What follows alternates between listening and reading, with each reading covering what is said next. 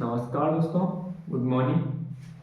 आपका रोजगार की राह में बहुत बहुत स्वागत है। उम्मीद करता हूँ कि आप स्वस्थ होंगे और मस्त होंगे।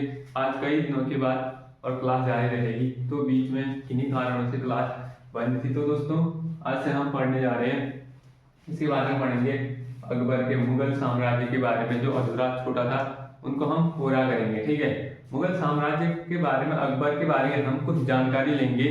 तो किस प्रकार कौन कौन से कार्य किए थे इसने और कौन कौन से अभियान किए थे, इनका कार्यकाल कब से कब तक रहा, ठीक है, जानेंगे हम। तो इसका कार्यकाल रहा था, किसका? अकबर का। अकबर का कार्यकाल रहा था 1556 से 1605 के बीच रहा, ठीक है। 1556 से 1605 के बीच रहा था। तो अकबर का जन्म कब हुआ था? देखो, तो अकबर का जन्म हुआ था 15 अक्टूबर 1542 में। 15 अक्टूबर 1542 में हुआ था। इसका जन्म हुआ था, जो कहाँ हुआ था इसका जन्म?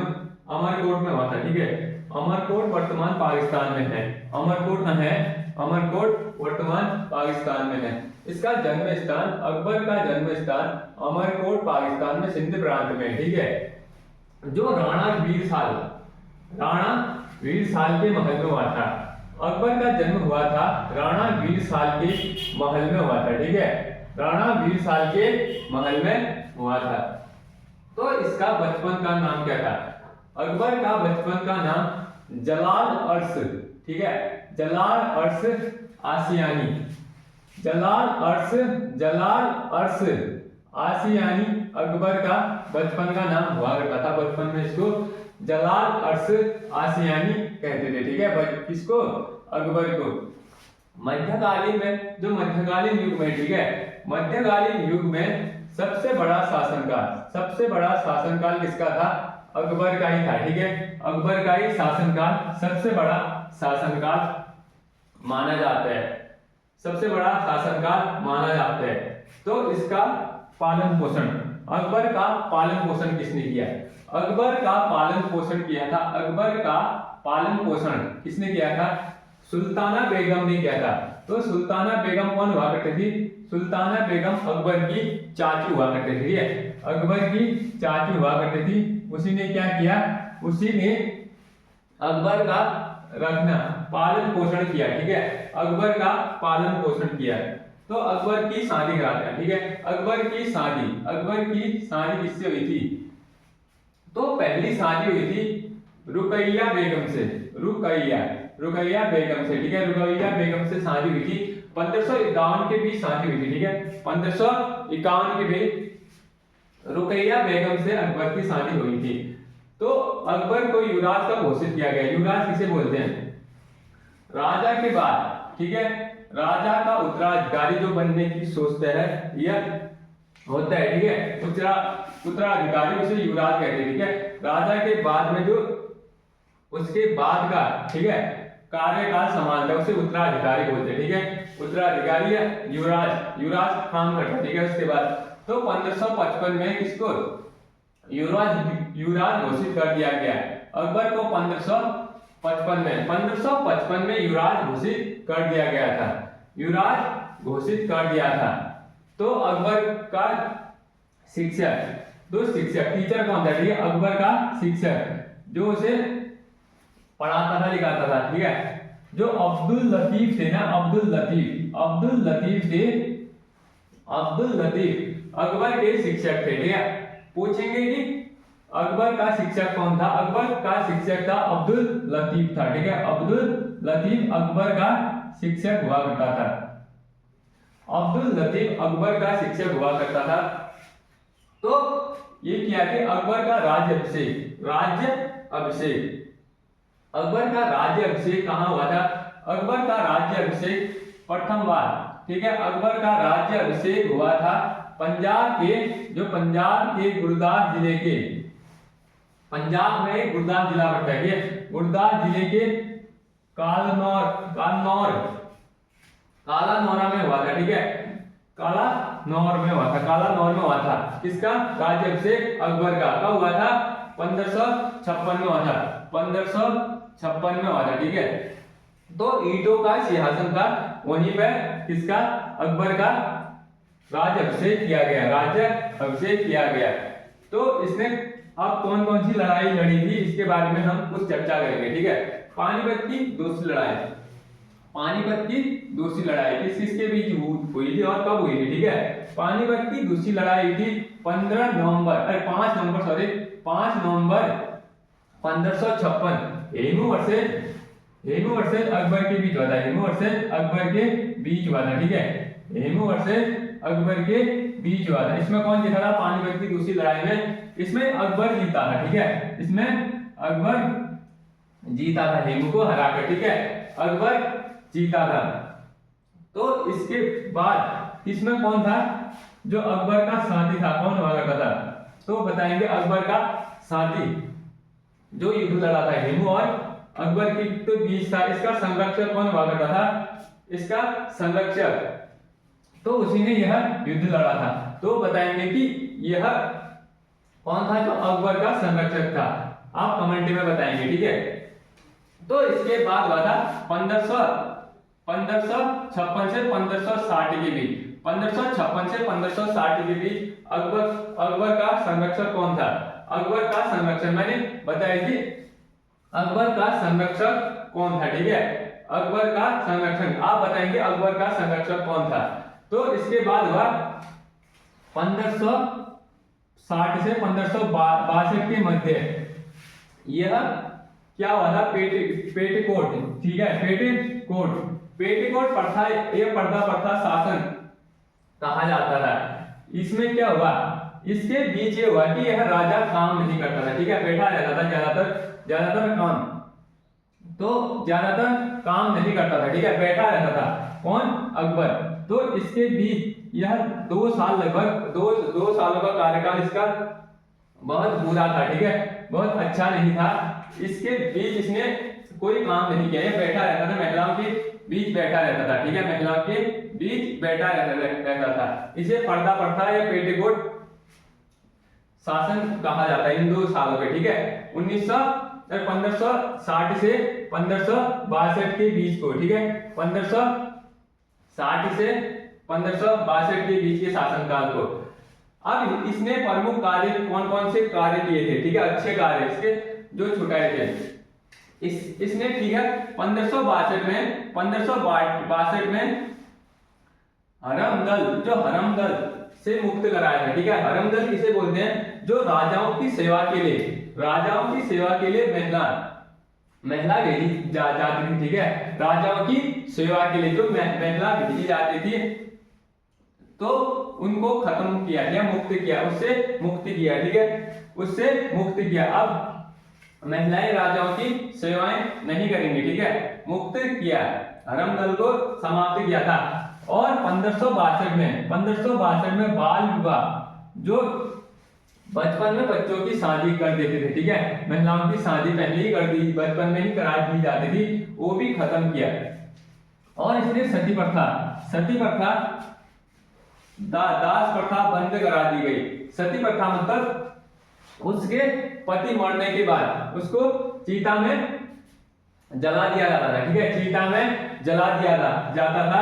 यह प्रथा भी खत्म की और दास प्रथा भी खत्म कर दी थी, ठीक है, दास प्रथा भी खत्म कर दी गई थी। अब इसने तीर्थ यात्री पर कार्य कौन से कार्य खत्म किए, 1563 में तीर्थ यात्री जो कर लगते थे ना, टैक्स लगते थे, वह 1563 में अकबर ने खत्म कर दिए।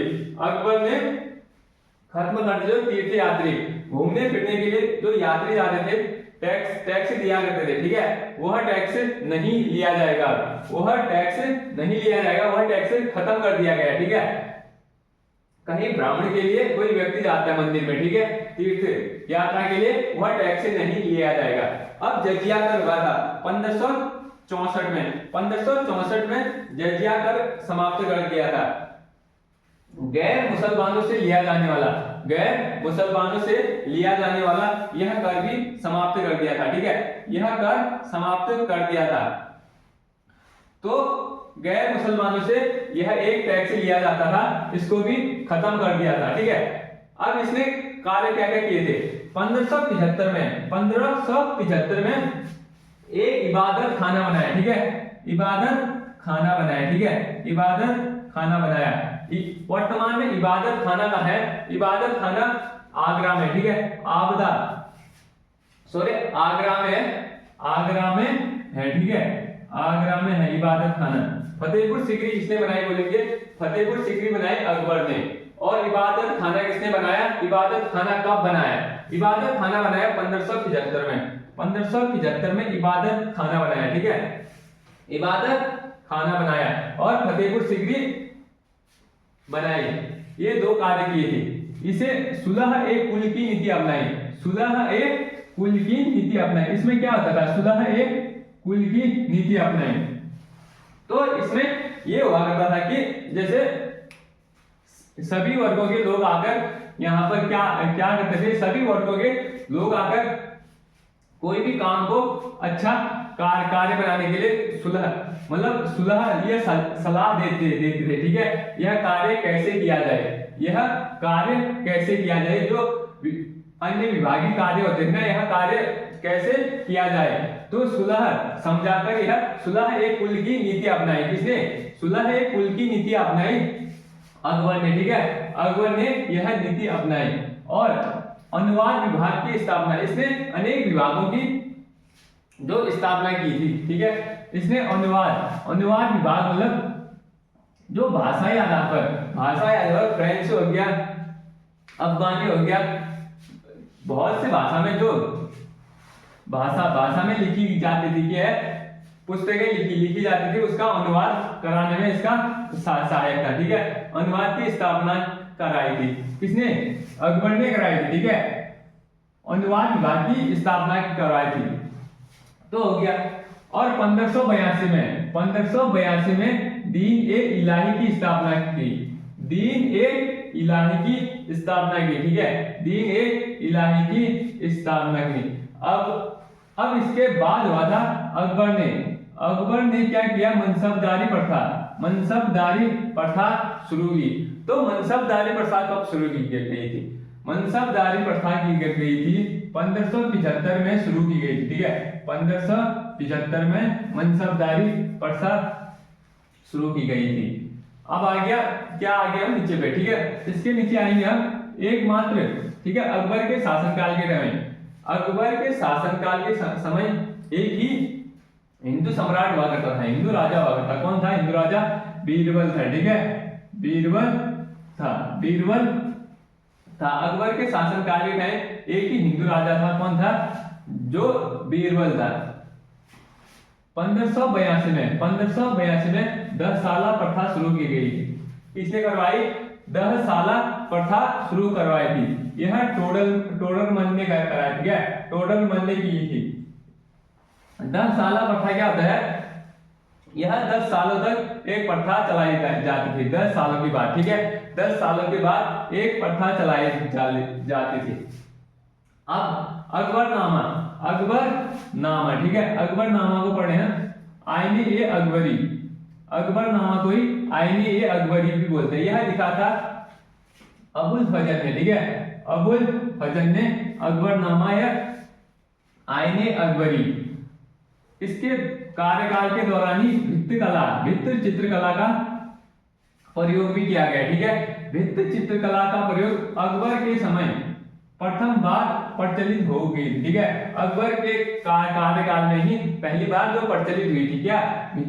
भित्ति चित्रकला मतलब क्या होता था? इसमें पेंटिंग बनाई जाती थी। क्या? दीवारों में। ठीक है, दीवारों में पेंटिंग बनाई जाती थी भित्ति चित्रकला में। अब आ गया हल्दी घाटी के युद्ध किसके मध्य हुआ था? हल्दी घाटी का युद्ध हुआ था अकबर और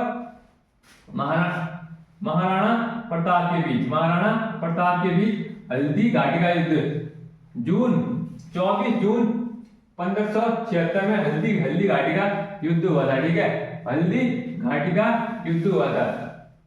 तो 24 जून 1576 में हल्दी घाटी का युद्ध हुआ था, जो महाराणा प्रताप और अकबर के बीच हुआ था। ठीक है, जिसमें अकबर की विजय हुई थी। अकबर की मृत्यु किससे हुई थी? अकबर की मृत्यु होगी अतिसार रोग के कारण अकबर की मृत्यु हुई थी 21 अक्टूबर 1605 में। 31 अक्टूबर 1605 में क्या हुआ था? अकबर की मृत्यु हो गई थी। अकबर का दरबारी कौन हुआ था? अकबर का दरबारी फैजी हुआ करता था। ठीक है, अकबर का दरबारी कौन हुआ करता था? फैजी हुआ करता था। तो देखेंगे अकबर का दरबारी कौन था? फैजी था। ठीक है, अकबर का दरबारी।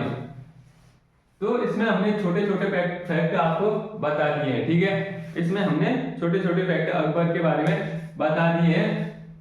तो इसमें जो छोटे हैं हम अगली क्लास में लेंगे। ठीक है, तो जय हिंद दोस्तों, आज क्लास यहीं तक होगी। ठीक है।